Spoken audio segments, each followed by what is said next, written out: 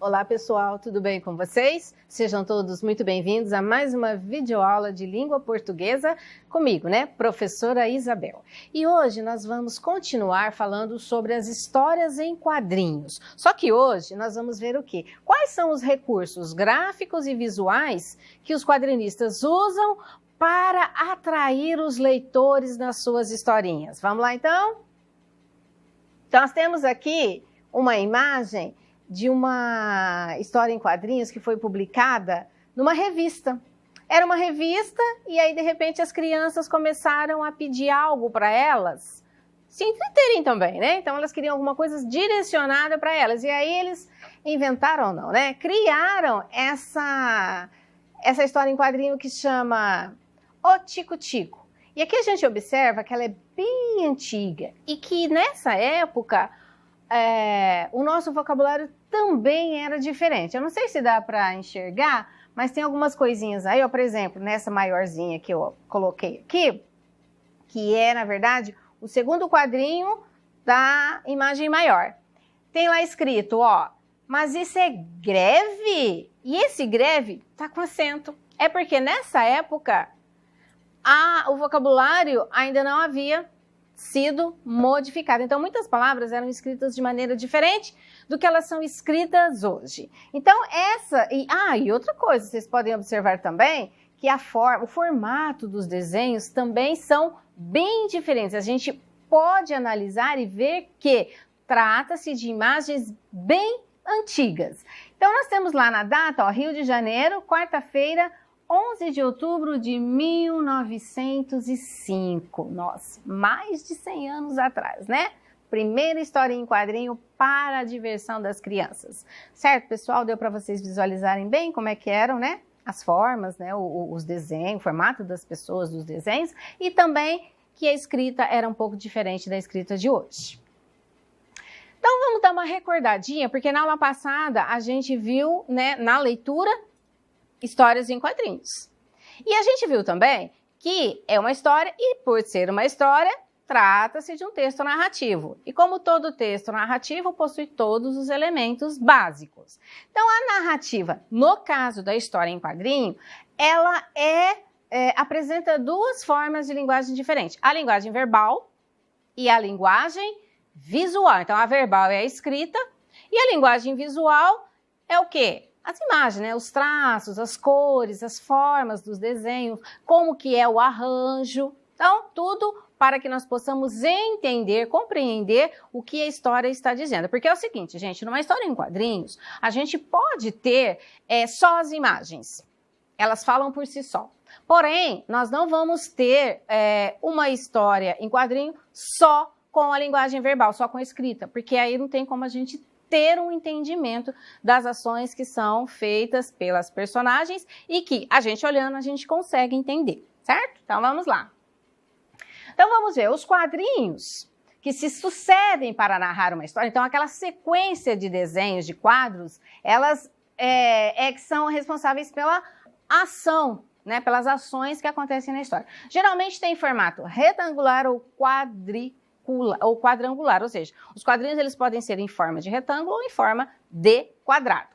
Eles indicam o espaço entre as várias imagens, então são os quadrinhos que separam a sequência das ações das personagens. Mas nem todos têm o mesmo formato ou emolduram todas as cenas. Isso quer dizer o quê? Geralmente são dessa forma, retangular ou quadrangular, porém, pode ser que algum quadrinista assuma uma outra maneira de fazer os seus quadrinhos. Então, vamos ver um exemplo aqui, ó. Nós temos aqui uma tira do Otto e do Heitor, que é do quadrinista Tiago Valadão. Observe que a disposição das imagens nesses quadrinhos é diferente das imagens de outros quadrinhos que nós já estamos habituados a ver. Observem lá, nós estamos vendo então os dois personagens, o Otto e o Heitor, eles estão pulando em cima de um colchão, olha lá, pula, né? Tem até os sons ali que nós vamos ver mais para frente, que são as onomatopeias, que são a escrita dos sons, para a gente imaginar que está tendo aquele som naquele momento. Então, tá lá, tom, tom, eles estão pulando. De repente, o que aconteceu? A cama, né, quebrou, e o que aconteceu com o menininho? Olha lá, Um foi parar em cima do último quadrinho e o outro caiu para fora do quadrinho. Então, aqui a gente observa que nessa situação, o quadrinista opta por não ficar apenas dentro do espaço do quadrinho. Ele usa o espaço externo também. É uma característica desse autor. E aqui nós temos outros. Já essa tirinha é da Heloísa, da Elo D'Angelo. Chama-se Elozinha. Essa personagem aqui, a característica principal dela é que ela está sempre querendo fugir dos quadrinhos. Olha lá. O que você está fazendo aí fora? Aí ela diz, sei lá, achei uma frestinha no quadrinho e saí. Legal, né? No caso, ela estava doida para sair do quadrinho. Então, as frestinhas que ela acha, ela acaba fugindo. E aí, a pessoa que está fora do quadrinho diz o seguinte, cuidado, é perigoso. Ah, perigoso por quê? Olha lá. Só que daí ela cai do quadrinho. Lá no último a gente observa isso, ela está caindo. Aí a pessoa que está fora do quadrinho diz, por isso. Por que é perigoso? Porque ela pode cair. Agora nós vamos ler uma outra tirinha dos personagens Otto e Heitor. Olha lá, ó. Primeiro quadrinho. Otto e Heitor foram criados por Tiago Valadão a partir das memórias de sua infância com o irmão caçula. Como assim? Bem, parece que a gente não é de verdade. Somos personagens criados por alguém que controla tudo que a gente faz. Aí os dois ficam assim, né, ressabiados, olha lá as imagens. E de repente eles caem na gargalhada, olha lá, e eles riem bastante, com vontade mesmo. E aí eles começam a comentar, olha lá, controla a gente, que piada. E aí no último quadrinho, o que a gente observa?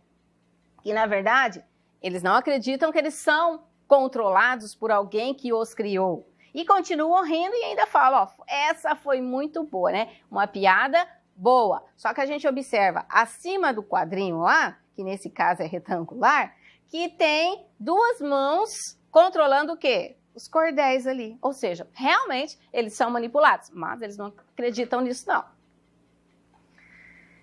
Aí vamos analisar com mais profundidade essa tirinha. Olha só, por que as personagens riem muito ao saber que não são de verdade e que alguém as controla? Que eu falei lá. Elas riem porque elas não acreditam naquilo. E que frase dessa tirinha que pode justificar essa nossa conclusão, essa nossa resposta? Olha só, elas riem porque não acreditam que são fictícias, né, que são criadas. A frase que justifica essa resposta é quando eles dizem o quê? Que piada. Ou seja, eles não acreditam, parece piada, por isso eles riem. No último quadrinho, o que significam as mãos que controlam os cordéis? Também expliquei na hora que a gente estava lendo. Eles não acreditam, mas acima deles tem lá duas mãozinhas segurando lá os cordéis e fazendo a movimentação deles. As mãos significam que todo autor controla, voluntária ou não, né, voluntariamente ou não, a existência das personagens inventadas por eles. Ou seja, as ações só acontecem porque o criador faz com que elas aconteçam e não as personagens, certo? No final da história, Otto e Heitor acreditam que não são de verdade? Por que será? Eles não acreditam, né? Porque, não podendo ver quem os manipula, né, quem os controla, continuam a gargalhar. Uma das personagens exclama, referindo-se à suposta piada lida no livro. Essa foi muito boa. Essa piada foi muito boa, por isso eles riem tanto. Eles não acreditam que eles estão sendo manipulados. Então vamos lá. Com relação às personagens. Tal qual nas narrativas convencionais, nas narrativas comuns que a gente já conhece, as principais e as secundárias. Geralmente, as principais agem de maneira a reforçarem traços de personalidade, o que acaba por transformá-las em tipo. Ou seja, a gente já começa a enxergar essa personagem pelas ações que ela está acostumada a praticar. Então, a gente já sabe o que ela é capaz, o que ela faz, qual que é a mania dela. Quer ver um exemplo? Olha lá.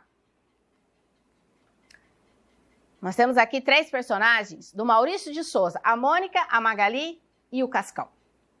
Quem conhece esses personagens já sabe que eles têm características próprias que nós já reconhecemos só pelas ações que eles demonstram. A gente sabe, por exemplo, que a Mônica é o quê? Mandona, né? Ela acha que ela é a dona da rua, ela é brava e ela vive batendo nos meninos porque eles a provocam. Então, a característica dela é que ela é muito brava. E a Magali, qual que é a característica dela? Bem magrinha, porém comilona. Ela adora comer e ela come assim, com vontade. Já o Cascão, a característica principal dele é o quê? Não gostar de tomar banho. Ele tem pavor de água. Olha lá na mão dele o que ele está segurando. Um guarda-chuva para se garantir. Caso chova, ele está já prevenido. Então, ele não toma banho. Ele tem até o quê? As manchinhas de sujeira nas bochechas. Também nós temos aqui o gato Garfield, que é do Jim Davis. Ele também tem as características próprias dele que são marcantes. Quais são as características dele? É um gato enfadado, é um gato preguiçoso e também muito comilão. Olha só as imagens lá, o gatinho enfadado, ali ele tá no descanso e a barriguinha, ó, sempre empanturrada de comida. E ele vive sempre na boa. Então vamos ver as linguagens dos quadrinhos, né? Os formatos dos balões nos diz muita coisa relacionada a essa linguagem. Eles são o quê? Fontes de informações. Então, se a gente tem hábito de ler quadrinhos, a gente já sabe como que funciona o formato desses quadrinhos. Vamos ver cada um deles? Mas antes eu quero que vocês observem essa tirinha aqui. Ele é muito engraçado. Olha só, nós temos aqui um mocinho que ele está sendo atacado por um jacaré. Mas ele é um mocinho tão, assim, fissurado em rede social que ele sabe que ele vai ser devorado. Mas antes ele quer mostrar a aventura dele. Olha lá, espera um pouquinho, seu jacaré. E aí ele pega o celular e faz uma selfie dele para postar aonde? No Facebook, né? Então ele é tão assim que até em situações muito graves ele precisa mostrar para todo mundo. Então vamos ver os balões. Quais são as linguagens desses balões? Quais são as informações que eles nos fornecem? Então nós temos o balão da fala. Seu contorno, que inclui o rabicho, é feito por linha contínua. É mais comum e contém as falas. Então esses aqui são os balões que a gente já conhece e são direcionados para a fala das personagens. Ele tem um rabichinho e a linha dele é contínua, ou seja, não tem interrupções. Aí nós temos também o balão do pensamento. O balão do pensamento, o rabicho dele é formado por bolinhas. Mostra o que a personagem está pensando. Então, olha só como que ele forma. É um formatinho de nuvem, ó, e tem uma bolinha lá. Então, todas as vezes que a gente vê esse balãozinho na historinha, a gente já sabe que a personagem não está falando, ela está só pensando. Balãozinho do sussurro, né? Aquele falar bem baixinho, o cochicho. O contorno tem linhas pontilhadas e indica que a personagem sussurra ou cochicha para alguém, né? Então, olha lá. Então, não tem linhas contínuas. Ele tem o rabichinho, o formato do balão certinho, porém as linhas são pontilhadas. Esse balãozinho é o balãozinho que está indicando que a personagem está sussurrando, está cochichando. E temos o balão do grito também, né? O contorno dele é tremido, tem um formato de raios, né? E traduz o quê? Irritação, grito, espanto. Olha como que ele é formado, viram?